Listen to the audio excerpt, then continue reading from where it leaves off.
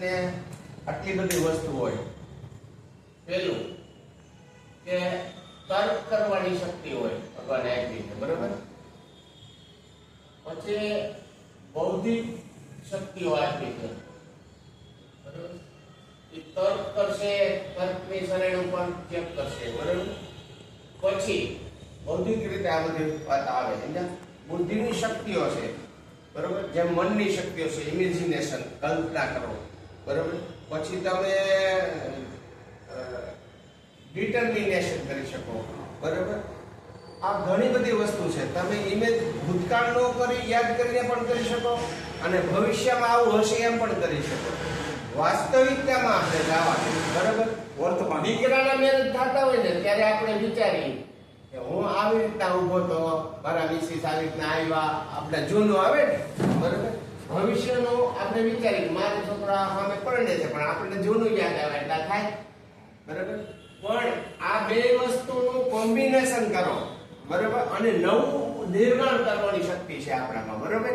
તે કરી શકતા નથી, જે કરે છે એને એ સફળ થાય છે, બરોબર. આપણી પાસે બધી વસ્તુની ખબર, નોલેજનો કોઈ પાર નથી, બરોબર. પરંતુ એક જ વસ્તુ ઘટે છે, એપ્લાય નથી થતું.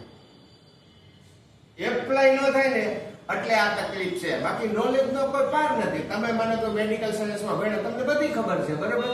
પણ તમે નાની એવી વાત જો તમે એપ્લાય નહીં કરો તો એનું પરિણામ નહીં આવે, ક્યારેય નહીં આવે. પછી એપ્લાય કર્યા પછી ટકાઉ, એમ કહેવાય સતુ દીર્ઘકાલે નૈરંતર્ય સત્કારો સેવિતા દ્રઢ ભૂમિ. સત્વ પર ટકાઉ હોય ને તો લાંબો સમય સુધી કન્ટિન્યુટી રાખવી પડે, બરોબર. તેના માટે છે માહોલ. જેવો માહોલ એવી રીતના તમે થાશો. તો માહોલ પ્રમાણે આપણે જવાનું, બરોબર. સતત આપણને એનો દંખ કયો, યાદી છે, આ બધું ખાવું જોઈએ. ભમરીની જેમ, ભમરી ઈળને ભણવા મૂકી ગઈ પછી શું કરે, બૂમ કરતી આર મારી આવે એટલે ઓલી બી જાય. એમ કરતા કરતા ઈળ છે ને એ ભમરી થઈ જાય, પાછો આવી જાય. આમ કહેવાય કિટ્ટો ભ્રમણનો નિયમ કહેવાય એને, સમજ્યા. એ સ્વીકારવાનો આપણે. કિટ્ટો ભ્રમણ ધ્રુવતી માનવ શિવ યોગને શિવ ભવતી નિશ્ચિતો. કિટ્ટો ભ્રમણનો નિયમ છે, સમજ્યા. એ કિટ્ટો ભ્રમણ એટલે કીટ આવી તો કેરા કરતો. આપણે એક જ વસ્તુ પકડો, જાજુ બધું ન લઈને બધું એક લઈને થતો, એક જ વસ્તુ પકડો કે ભાઈ મારે રહેલું ઉઠવું, એક જ પકડો, એની વાંહે કોન્શિયસ થાવ. બીજું, મારે શા માટે ઉઠવું એ વજન માનો તો આપણે ચરબી ઉતારીશું, ચરબી માટે કોન્શિયસ થાવ. એક જ વસ્તુ કરો. આડી બેવડી કેટલી બધી વાતો છે, બધાય નમસ્કાર કરીને નીકળી જવાનું. આપણે કરવાનું છે આ બી જવાનું. આવી રીતના વજન ઘટાડો હોય તો કોઈ પણ વસ્તુ હોય એમાં કેટલા સક્સેસ જાય એ આપણી ટેન્ડન્સી ઉપર હોય. હું જાણું એટલે હું બધું કરી શકું એવું નથી, પણ એના પ્રયત્નો જરૂર કરી શકું, બરાબર.